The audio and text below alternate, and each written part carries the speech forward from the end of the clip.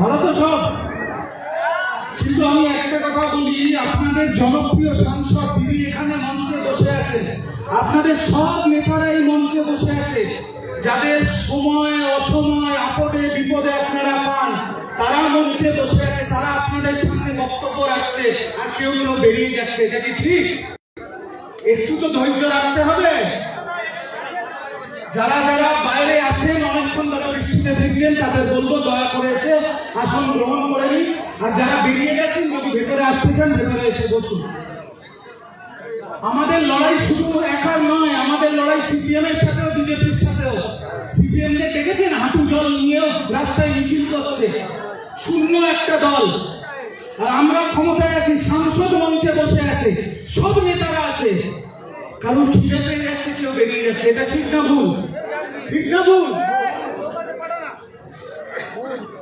থাকতে হবে, একটু ধৈর্য ধরতে হবে। সভাটা মমতা ব্যানার্জির জন্য। আমরা সুরক্ষিত, আমরা শান্তিতে আছি মমতা ব্যানার্জির জন্য, তো তার জন্য তো একটু ধৈর্য ধরতে হবে। মঞ্চে উপস্থিত আছেন আমার প্রিয় দিদি, আপনাদের অত্যন্ত প্রিয় জনপ্রিয় সাংসদ শ্রীমতী প্রতিমা মণ্ডল। উপস্থিত আছেন শ্রী বিকাশ চন্দ্র মণ্ডল, বাপন নস্কর, হাসনাদি, আমার সহকর্মী সহযোদ্ধা সুব্রত, আমার সাথে এসছে আমার ছোট ভাই নীলাঞ্জন, অরুণ নস্কর, মতিউর শেখ, আর যার নেতৃত্বে এই সভা জিয়াউল সাহেব। অত্যন্ত কষ্ট করে, অত্যন্ত লড়াই করে, অত্যন্ত খেটে মতিউর দা আর জিয়াউল দা মিলে আজকে এই সভা তৈরি করেছে। আমি যখন আসছিলাম গাড়িতে করে, প্রতিমাদি আমার বললেন এখানে ক্যাপাসিটি 800, তার থেকে দ্বিগুণ লোক রাস্তায় দাঁড়িয়েছিল। এই জন্য মতিউর শেখ আর জিয়াউল সাহেবের জন্য একটা জোরে বলা চাই। এবার আমি সংক্ষিপ্ত কিছু কথা বলতে চাই। 21শে জুলাই মানে শহীদ দিবস, 21শে জুলাই মানে শহীদ তর্পণ, সবাই জানে, সবাই এটা জানে, সব বক্তারাই সেই বক্তব্যই দেবে। কিন্তু এর আরেকটা অধ্যায় আছে। যখন এই সচিত্র পরিচয় পত্রের কথা উঠেছিল, কেন উঠেছিল? কারণ 1991 সালে যখন ভোট হয়েছিল, তখন এই হারমাত সিপিএম সব বুথ লুট করে নিয়েছিল, সব দখল করে নিয়েছিল। যে পারছে গেছে গিয়ে 100টা 500টা করে ভোট মেরেছে। তখন সেই সময় যুবনেত্রী মমতা ব্যানার্জি বলেছিলেন যে এটাকে যদি বন্ধ করতে হয়, একটাই রাস্তা, সচিত্র পরিচয় পত্র, যার ভোট সে নিজে দেবে। কিন্তু যখন মমতা বন্দ্যোপাধ্যায় এই পরিকল্পনা করেছিলেন যে একটা বড় মিছিল করতে হবে, রাইটার্সের সামনে যেতে হবে, বামফ্রন্টকে কাঠগড়ায় দাঁড় করাতে হবে, মানুষের অধিকার ছিনিয়ে আনতে হবে, সেই সময় আরেকটাও ঘটনা ঘটছিল পাশাপাশি। সেই সময়ের মুখ্যমন্ত্রী জ্যোতি বসু, স্বরাষ্ট্রমন্ত্রী বুদ্ধদেব ভট্টাচার্য রাইটার্সের ঠান্ডা ঘরে বসে মমতা ব্যানার্জিকে খুন করার পরিকল্পনা করতেছিল। এটা নিয়ে কেউ কথা বলে না। কেন সেদিন গুলি চলেছিল? এমনি চলেনি। এরা বুঝে গেছিল যে আমাদের বাপ 14 পুরুষের ক্ষমতা নেই মমতা ব্যানার্জিকে আটকানো। তাই এই মিছিলের আড়ালে, প্রতিবাদের আড়ালে মমতা ব্যানার্জিকে যদি সরিয়ে দিতে পারি, তাহলে আমাদের বাম সরকার আরো 50 বছর চলবে। দুদিন পিছিয়েছিল মিছিল। তারপরে যেদিন মিছিল শুরু হলো, আমার বাবা হেঁটেছিল ওই মিছিলে মমতা ব্যানার্জির সাথে। আমরা তখন ছোট। শ্যামবাজার থেকে একটা মিছিল গেছিল, মেয়র রোড থেকে একটা মিছিল গেছিল, আর রাইটার্সের 1 কিলোমিটার আগে আটকে দিয়েছিল মিছিলেরা। এবং তারপরে আপনারা শুনে রাখুন, অনেকে বলে না তৃণমূল এই করছে, তৃণমূল ওই করছে, তৃণমূল 1% কিছু করেনি এদের মতো। এরা প্রথমে আটকায়, তারপর পুলিশ ঘুষি মারা শুরু করে মহিলাদেরও, তারপরে লাঠি, তারপরে কাঁদানে গ্যাস। যখন কাঁদানে গ্যাস চার্জ করলো, কিছুক্ষণের জন্য মিছিলটা ছত্রভঙ্গ হয়ে গেল।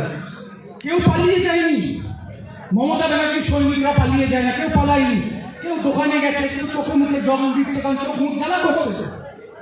এবার যেই ধোঁয়া কমে গেছে, আবার সবাই যখন ফেরত এসেছে, তখন জ্যোতি বসু অর্ডার দিয়েছিল গুলি চালাও। আসল কথাটা ছিল মমতার উপরে গুলি চালাও, কিন্তু মমতা ব্যানার্জিকে ঘিরে রেখেছিল তো আমার আপনার মতো লোকেরা। তাই নিরীহ 13 জনকে খুন করেছিল বামফ্রন্ট সরকার। আর জ্যোতি বোস তারপরে বলেছিল পুলিশ যা করেছে ভালোই করেছে। এখন সিপিএম ওই জ্যোতি বসুকে নিয়ে লাফাচ্ছে। জ্যোতি বসু আর বুদ্ধদেব ভট্টাচার্যের মতো গণহত্যার গণধর্ষণের পরিচালক এই বাংলার বুকে আর কেউ গঠন করবে। এদের এত মাথায় তোলার কোনো দরকার নেই। আমাদের অনেকে আছে, আমাদের দলের মধ্যে অনেকে আছে মাঝে মাঝে ন্যাকামি করে জ্যোতি বসুর জন্মদিবসের শ্রদ্ধা, কোনো শ্রদ্ধা টদ্ধা নেই। তোমরা প্রচুর খুন করেছো, প্রচুর ধর্ষণ করেছো, মাটিতে পুঁতে দিয়ে তোমাদেরকে ন্যাকামি করে জন্মদিবসের শ্রদ্ধা জানতে পারবে। আমি সোজা কথা সোজাভাবে বলি। আজকে এই মঞ্চে অনেক সিনিয়ররা আছেন, এই সামনে অনেক সিনিয়ররা আছেন যারা এই অঞ্চলে সিপিএম এর অত্যাচার দেখেছে। এটা কি ঠিক না ভুল যে কংগ্রেসের সেই সময় ভোট দিয়ে কবজি থেকে কেটে নিত সিপিএম, গ্রাম ছাড়া করে দিত পরিবারকে যদি কংগ্রেসকে ভোট দিত। আজকে এই সিপিএম এর জন্য কিছু নেতাদের দরদ উঠলে পড়ছে। তৃণমূল কংগ্রেস আছে বলে সবাই মিটিং মিছিল করছে। মমতা ব্যানার্জির নাম মমতা, মনটা এত বড় তাই বলেছিল রবীন্দ্রসঙ্গীত শোনাতে। যদি মমতা ব্যানার্জি বলে জয়নগরের মানুষকে দুদিন ডিজে বাজাও, কি হবে? কি হবে? সিপিএম বিজেপি থাকবে কি? উত্তরহীন থাকবে? আমরা মমতা ব্যানার্জির সঙ্গে আমরা শান্তিপূর্ব রাজনৈতিক ধারাবাহিকতায় বিশ্বাস করি। রাজনীতি করুন, মাঠে ময়দানে মানুষের কাছে যান, মানুষ ভোট দিলে জিতবেন। কিন্তু এরা যে নোংরামি করছে, এই যে কিছুদিন ধরে আমি দিদিকে জিজ্ঞেস করছিলাম, দিদি বলছিলেন জয়নগরে প্রায় 50-50 হিন্দু 50 মুসলিম। আমরা যখন ছোট ছিলাম স্কুলে পড়তাম, আমার যে পাশে যে ছেলেটা বসতো সেই ছেলেটা মুসলিম ছেলে। ক্লাস 12 অব্দি তার টিফিনকে আমি বড় হয়েছে। আজকে হিন্দু মুসলিম দেখাচ্ছে বিজেপি। আর কে দেখাচ্ছে বিজেপি? শুভেন্দু অধিকারী। চেনেন তো আপনারা শুভেন্দু অধিকারীকে? চেনেন তো? আরে গদ্দার তো ভালো কথা। শুভেন্দু অধিকারী, আমি এই সার্বজনীন মঞ্চে একটা ক্যামেরার সামনে বলে যাচ্ছি, বাংলার সবচেয়ে বড় রেজিস্টার্ড চোর প্রতিষ্ঠিত তোলাবাজ শুভেন্দু অধিকারী। হিন্দু মুসলিম ভাগ করতে এসছে এখানে। হিন্দু মুসলিম এক ছিল, এক আছে, একই থাকবে। শুভেন্দু আগামী দিন থাকবে না। দলের আশীর্বাদে, মমতা ব্যানার্জি, অভিষেক ব্যানার্জির আশীর্বাদে স্টার ক্যাম্পেনার হিসেবে সব জেলায় আমার ঘোরার সৌভাগ্য হয়েছে। অনেকে টিভির পর্দায় দেখবেন, টিভির পর্দায় যে কটা চ্যানেল আছে, আমি দিদির সামনে একটু মুখ খারাপ করছি, এই চ্যানেলগুলো এখন বিজেপির দালালে পরিণত হয়েছে। কেউ সাংবাদিকতা করছে না, এদের মাইনে সরলেতে বিজেপির অফিস থেকে পৌঁছবে। এদের কথা শুনলে টিভি দেখলে আপনাদের মনে হবে কি হবে, কি হবে, কি হবে, 26-এ কি হবে, 21-এও তো গেল রথ তুলেছিল, কি হবে। আমি সারা বাংলা ঘুরে আপনাদের দায়িত্ব নিয়ে বলে যাচ্ছি আজকে এই মঞ্চ থেকে, জয়নগরের মানুষ ভালো করে শুনে রাখুন, বাংলার প্রথম স্থানে কোনো ভ্যাকেন্সি নেই। মমতা ব্যানার্জি ছিলেন, মমতা ব্যানার্জি আছেন, মমতা ব্যানার্জি থাকবেন। আর 2026-এ চতুর্থবারের জন্য মুখ্যমন্ত্রীর পদে শপথ গ্রহণ করবে মমতা ব্যানার্জি। আর শুভেন্দুকে বাটি দিয়ে বিহার জগন্নাথ ধামের বাইরে বসতে হবে। মিলিয়ে নেবেন আমার কথা। 50টা আসন পাবে না বিজেপি, 50টা আসন পাবে না। এত সস্তা নয় রাজনীতি। 365 দিন 24 ঘন্টা এই মঞ্চে যে নেতৃত্বরা বসে আছেন, সেই নেতৃত্বরা আপনাদের পাশে যাবে। অ্যাম্বুলেন্স হলে তাদের ফোন করতে হবে। কারুর বাড়িতে অঘটন ঘটে গেলে মাটি দেওয়ার জন্য বা শ্মশানে পোড়ানোর জন্য তাদেরকে ফোন করতে হবে। কেউ অসুস্থ হয়ে গেলে আপনারা তাদের ফোন করেন। রক্ত কাজ লাগলে তাদেরকে ফোন করেন। রেশন লাগলে, খাবার লাগলে, তিরপল লাগলে, ঝড় বৃষ্টিতে তাদের ফোন করেন। তাহলে 365 দিন 24 ঘন্টা যদি প্রতিমা দিয়ে তার পুরো টিম যদি আপনাদের সাথে থাকে, একদিন আপনারা মমতা ব্যানার্জির আশীর্বাদ করবেন না? করবেন তো? তাহলে কোথায় শুভেন্দু? কত বড় নেতা শুভেন্দু? আমি নন্দীগ্রামে গেছিলাম। নন্দীগ্রাম আমাকে অভিষেক বন্দ্যোপাধ্যায় নন্দীগ্রামে পাঠিয়েছিল পঞ্চায়েতে ভোট প্রচারে। ভোটের সময় গুলি চালিয়েছে, বোম মেরেছে, অনেক কিছু করেছে। আমি নন্দীগ্রাম 2, যেখান থেকে শুভেন্দু জিতেছে, ব্লক 1-এ হেরেছে, সেখানে দুদিন আগে আমি দাঁড়িয়ে বলে গেছি শুভেন্দু এখন সনাতন ধর্ম, হিন্দু ধর্মের ধারকার বাহক হয়েছে। নন্দীগ্রামে শাহাবুদ্দিনের বাড়িতে 3 বাটি করে গোস্ত খেত আর পার্সেল করে বাড়ি দিয়ে যেত। এইসব ভণ্ড নেতা এখন আমাদের হিন্দু ধর্মের ধারকার বাহক সাজার চেষ্টা করছে। তার জন্য শুভেন্দু আমাকে 10 পাতার আইনি নোটিশ পাঠিয়েছে। তৃণমূল কংগ্রেসে আমি একমাত্র যাকে শুভেন্দু 10 পাতার আইনি নোটিশ পাঠিয়েছে। তো অনেক সাংবাদিক বন্ধুরা আমাকে বললো তুমি এবার কি করবে? আমি বললাম আমার বাড়ির পাশে একটা পুকুর আছে, ওখানে নৌকো বানিয়ে ছেড়ে দিয়েছি আইনি নোটিশ। যান শুভেন্দুকে বলুন যা করার করে নিন। আমরা মমতা ব্যানার্জির সৈনিক, আমরা অভিষেক ব্যানার্জির সৈনিক। এসব শুভেন্দু অনেক দেখেছি। আর এই যে এরা বলছিল আমার ভাইরা গদ্দার বেঈমান, এর থেকে বড় বেঈমান হয় মির্জাফরকে দেখলে লজ্জা পাবে। মমতা ব্যানার্জি শুভেন্দু অধিকারী রাজনৈতিক জন্মদাত্রী মা। ও মমতাজির পায়ের সামনে বসে শুভেন্দু রাজনীতি শিখেছে, বাবাকে সাংসদ করেছে, ভাইকে সাংসদ করেছে, নিজে সাংসদ হয়েছে, পরবর্তী মন্ত্রী হয়েছে, 8টা জেলার অবজারভার হয়েছে, ওর ভাইয়ের আরেক ভাইকে কোঅপারেটিভের চেয়ারম্যান করেছে, ভাইয়ের বউকে চেয়ারম্যান করেছে, পারলে বাড়ির ল্যাবরেটর কুত্তাকেও কাউন্সিলর বানিয়ে দেয়। তারপরেও আসবে কেন?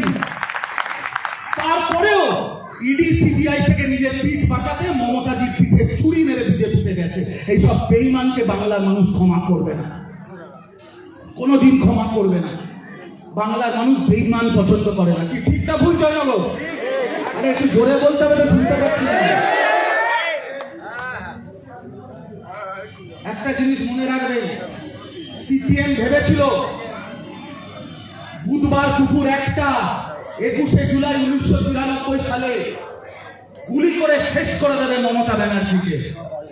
আর তারপরে মমতা ব্যানার্জি স্লোগান দিয়েছিল, আপনাদের হয়তো মনে আছে, মারবি যত, কাটবি যত, ফুটবে তত ফুল, রক্ত দিয়ে লিখে যাবো আমরা তৃণমূল।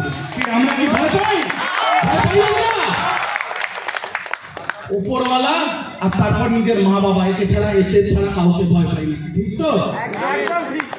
উপরওয়ালা তারপর মা বাবা, একে ছাড়া কাউকে চিনি না। মাথা নত করিনি তৃণমূল কংগ্রেস যতদিন করেছে। যতদিন করবো রাজনীতি ততদিন তৃণমূল কংগ্রেস করবো, নইলে রাজনীতি করবো না। মমতাজির সৈনিক হয়ে থাকবো, মাথা উঁচু করে রাজনীতি করবো। বিজেপি অনেক স্কিম করছে বাংলায়, অনেক কিছু। এই কেন্দ্রীয় নির্বাচন কমিশন তাকে মোটামুটি ওদের শাখা সংগঠনে পরিণত করেছে। এনআরসি করতে চাইছিল পেছনের দরজা দিয়ে। আমি স্পষ্ট বলে দিতে চাই, এই বাংলার প্রতিটা মানুষ, সে হিন্দু হোক, সে মুসলমান হোক, তার যদি আধার কার্ড থাকে, রেশন কার্ড থাকে, ভোটার কার্ড থাকে, সে ভারতবর্ষের নাগরিক। যতটা অধিকার তাদের আছে, ততটা অধিকার নরেন্দ্র মোদীরও আছে। নরেন্দ্র মোদীর থেকে কিছুটা কম নয় তারা। সবাই ভারতবর্ষের নাগরিক, সবাই ভোট দেবে। মমতা ব্যানার্জি লড়ে যাচ্ছে, লড়ে যাবে। হাতে মারার চেষ্টা করেছিল, 100 দিনের টাকা বন্ধ করে দিয়েছিল। কে দিয়েছে? মমতা ব্যানার্জি দিয়েছে। আবাসের টাকা বন্ধ করে দিয়েছে। দিদির হাত ধরে, জিয়া সাহেবের হাত ধরে আপনারা আবাসের টাকা পাচ্ছেন। কি পাচ্ছেন কি পাচ্ছেন না? কি আমার মারা বলুন, পাচ্ছেন না পাচ্ছেন না? কন্যাশ্রী পাচ্ছেন? পাচ্ছে তো কন্যাশ্রী? সব পাচ্ছে। তাহলে মমতা ব্যানার্জি করছে, কেন্দ্রীয় সরকার করছে না। বিজেপি প্রথমে ভাতে মারার চেষ্টা করেছিল, তারপর হিন্দু মুসলিম করে ভাগ করার চেষ্টা করেছে, এখন কিছুই না পেরে এনআরসি করার চেষ্টা করছে। নতুন সভাপতি হয়েছে প্রতিমাদির পার্লামেন্টের কলিগ সমীর ভট্টাচার্য, অনেকদিন পরে বিজেপির নবনিযুক্ত সভাপতি হয়েছে। আমাকে কিছু সাংবাদিক এসে জিজ্ঞেস করলো কি বলবেন তার ব্যাপারে। আমি বললাম আমার বেশি কিছু বলার নেই, তাকে শুভেচ্ছা জানাই, কিন্তু অনেকদিন বাদে বিজেপি একটা বলদ খুঁজে পেয়েছে যার ওপরে 26-এর হারের দায়টা চাপিয়ে তারপরে গদি দিয়ে দেবে। কারুর ওপরে তো হারের দায়টা চাপাতে হবে। সব তো পালিয়ে পালিয়ে বেড়াচ্ছিল, একে ধরে নিয়েছে। এই বেচারা রাজ্যসভায় ভাষণ টাষণ দিচ্ছিল, ওকে ধরে এনে এখানে মুরগি করেছে। তা ঠিক আছে, করেছিস, জিতবো তো আমরাই, ওটা লড়ে নেই। প্রথম স্থানে কোনো কম্পিটিশন নেই, সেকেন্ড আর থার্ড পজিশনের জন্য কম্পিটিশন। জিতেছি আমরা, জিতবই আমরা, কিন্তু 21শে জুলাই যেতে হবে। কেন যেতে হবে? দুটো কারণ। প্রথম কারণ, যে শহীদদের জন্য আজকে এই মঞ্চ, এই রক্তরাঙা ইতিহাস, এই রক্তরাঙা প্রতিবাদের জন্য আজকে তৃণমূল কংগ্রেস একটা ছোট বীজ থেকে বটবৃক্ষে তৈরি হয়েছে। যাদের বলিদানদের জন্য তাদেরকে সম্মান জানাতে যেতে হবে। শহীদ দিবস, শহীদ সম্মান, শহীদ তর্পণ। অনেক পার্টির অনেক মানুষ শহীদ হয়েছে, তাদের পার্টির কাজ করতে কেউ মনে রাখেনি, মমতা ব্যানার্জি মনে রেখেছে। আজকে যারা আমাদের সৌভাগ্য হয়েছে 21-এর মঞ্চে যাওয়ার, দিদির সাংসদ, আমি গেছি, ও গেছে, ও যেহেতু যে পোস্টে আছে নীলাঞ্জন আইটি সেলে, ওই মঞ্চে আজকের দিন শহীদ পরিবারদের মমতা দিতে আসে। তাদের জীবন জীবিকার জন্য যতটা সাহায্য দিদি করে দেয়, এটাই মমতা ব্যানার্জি। এর নাম মমতা ব্যানার্জি। তো প্রথম যেতে হবে শহীদ দিবস পালন করার জন্য, শহীদকে সম্মান জানানোর জন্য। দ্বিতীয় যেতে হবে সামনের বছর ভোট, বাংলার ভোট, বাংলার ভোট। তাতে যদি মমতা বন্দ্যোপাধ্যায়কে আমরা সবাই ঐক্যবদ্ধ হয়ে জেতাতে পারি, বাংলা শান্ত থাকবে, বাংলায় উন্নয়নের ধারা বয়ে যাবে, সচল বাংলা সচলই থাকবে, বাংলা ধর্ম নিরপেক্ষ থাকবে, মসজিদ মাজারের উপর বুলডোজার চলবে না, সবাই বাড়ি পাবে, সবাই ভাতা পাবে, সবাই খেতে পাবে। তাই বাংলাকে সুরক্ষিত রাখার জন্য, বাঙালির আগামী প্রজন্মকে সুরক্ষিত রাখার জন্য আমাদের মমতা ব্যানার্জিকে জেতাতে হবে। কিন্তু কিভাবে আমরা জেতাবো, সেই দিক নির্দেশিকা স্বয়ং দলনেত্রী, স্বয়ং বঙ্গজননী 21-এর মঞ্চ থেকে আমাদের দেবেন। আমরা যারা তৃণমূল কংগ্রেস করি, আমরা তার দিক নির্দেশিকা মেনে আগামী দিনে সেভাবে এগোবো, যাতে বিজেপিকে আমরা প্রতিষ্ঠা করে দিতে পারি। আর কংগ্রেস আর সিপিএম নামক যে দুটো দল আছে, ওরা শূন্য ছিল, শূন্য আছে, যেন আমরা ওদের শূন্যই রাখতে পারি। এই দুটো কারণে আমাদের 21শে জুলাই জিততে হবে। জিয়া সাহেব খুব ভালো বলেছেন, এক একজন যদি 5 জনের দায়িত্ব নেয়, তাহলেই এখান থেকে 10,000 মানুষ যাবে। আমি আপনাদের এইটুকু বলে দিচ্ছি, সর্বোচ্চ রেকর্ড হবে আজকে এবারের 21শে জুলাইতে। কোনো এর মধ্যে দ্বিমত নেই, কিন্তু তার মধ্যে জয়নগরের মান সম্মান রক্ষা আপনাদের করতে হবে, আপনাদের যেতে হবে, আপনাদের দেখাতে হবে আমার বিধানসভা, আমার সংসদীয় এলাকা অন্য জেলার থেকে বড়, অন্য জেলার থেকে বেশি লোক গেছে, তবে আপনাদেরও সম্মানটা থাকবে। তো আপনারা যারা এখানে আছেন, জিয়াদা, প্রতিমাদি আর সব নেতৃত্বের সম্মান আপনারা রাখবেন তো? একদিন কাঁধে কাঁধ মিলিয়ে যাবেন তো ধর্মতলা? একটা দিন মমতাদির জন্য যেতে হবে, সেই দিন শহীদদের জন্য যেতে হবে। বক্তব্য দীর্ঘায়িত করবো না, এবার এমপি ম্যাডাম বলবেন। শুধু কি হচ্ছে,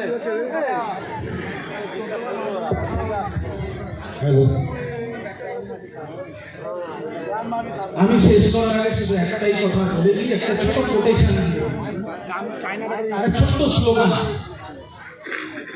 বাংলার মাটি বদলাবে না, মন দিয়ে শুনুন, বাংলার মাটি বদলাবে না, বাংলা কোনোদিন ইউপি বিহার হবে না, বাংলা আমার বাংলাই রবে। 26-এ ভয়ঙ্কর খেলা হবে, ভয়ঙ্কর খেলা হবে 2026-এ। আপনারা রেডি তো? আমরা খেলতে জানি, সিপিএম বিজেপি ভাবছে আমরা ভুলে গেছি, আমরা খেলতে জানি, আর আমরা খেলবো আবার 26-এ। তোমরা পারলে আটকে দিন।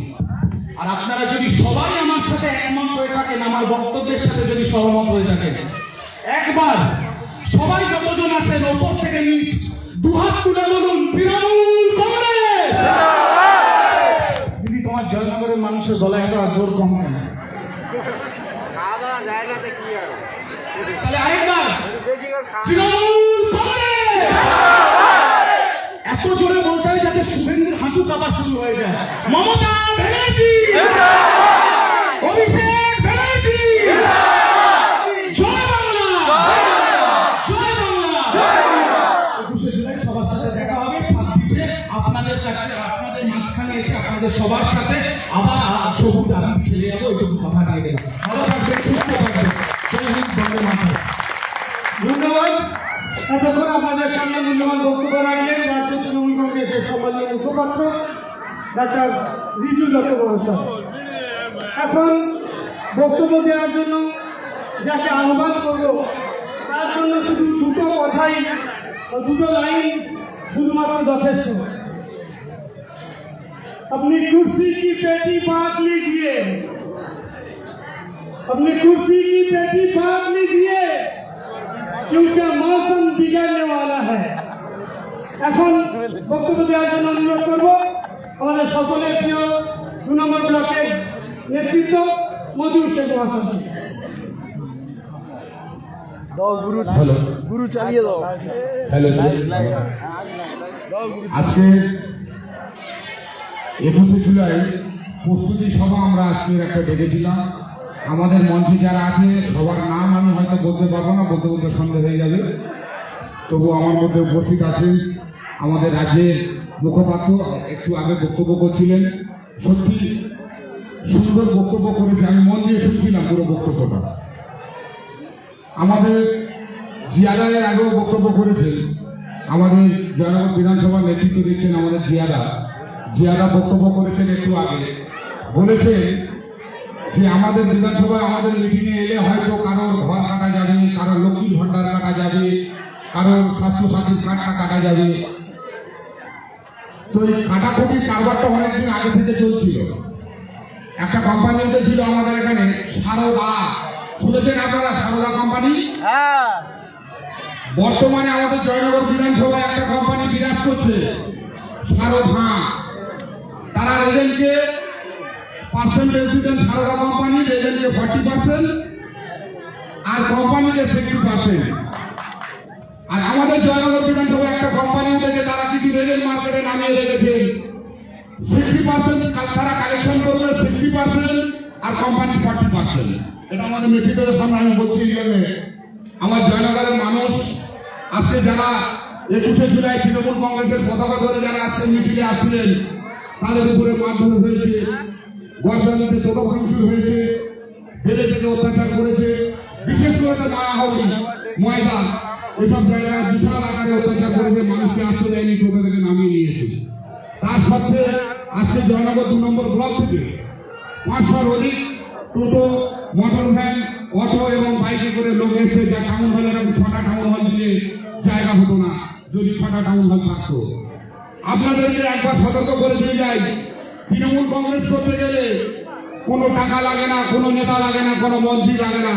তৃণমূল কংগ্রেস করতে গেলে বুকে ছাতি লাগে আর দম লাগে। তাই আমাদের সঙ্গে যত কর্মী আছে তারা তৃণমূল কংগ্রেসের পুরাতন কর্মী, তারা দলটা তৈরি করেছিল। আমার মঞ্চে অনেক কর্মী আছে, বেলে, মায়াহাওড়ি, গজরানি, খুঁটিবোদা, শাস্তাপুর, তারা আছেন মঞ্চে। তাদের উপরে যে হারে অত্যাচার হচ্ছে, পুলিশি অত্যাচার, আমার দিদি এখানে আছেন, সর্বোপরি আমাদের দিদি, যার নেতৃত্বে আমরা আজকের এই মিছিল আমরা এক জায়গা হয়েছি 21শে জুলাই।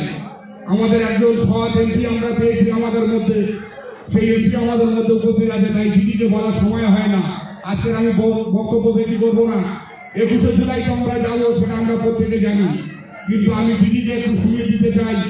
আমাদের সঙ্গে যারা এইভাবে দুর্ব্যবহার করছে, তৃণমূল কংগ্রেসের পতাকা ছিটছে, ফেসবুক ছিটছে, তার এলাকা থেকে লোক আনতে দিচ্ছে না 21শে জুলাই সমর্থনের মিটিংয়ে। আমরা দিদিকে বুঝিয়ে দিতে চাই, ওদের পাশ থেকে যদি পুলিশ সরে যায়, ওরা বাড়ি থাকতে পারবে না। জয়নগর বিধানসভা ছেড়ে ওরা তামিলনাড়ু পালাতে হবে, কেরালায় পালাতে হবে। আজকের এখানে আরেকবার আমি বলে দিয়ে যেতে চাই, আমার বাইরে অনেক মা ও ভাই বোনেরা তারা দাঁড়িয়ে আছে, তারা আমাদের বক্তব্য শুনছে। তাদেরকেও আমি সতর্ক করি, আপনারা বাড়ি নির্ভয় যাবেন, ভয় করবেন না। আমি রাত্রি 12টা, 11টা, 1টা, 2টো যখনই ফোন করবেন আমাকে পাবেন, নতুন সেটা ফোন করা পাবেন। তাই বিপদ, ঝড়, তুফান, খান পরিষদে আমি আছি আপনাদের সঙ্গে। আপনাদের সঙ্গে যদি পাড়ায় কেউ অবস্থানি করে, আপনারা সেখানে দাঁড়িয়ে আমাকে ফোন করবেন, আমি তাকে উদ্ধার করবো। তার জন্য আমি যতদূর যেতে হয় যাব, আপনারা ভয় করবেন না। তৃণমূল কংগ্রেস করতে গেলে দম লাগে, তাই আমি বেশি কিছু করবো না।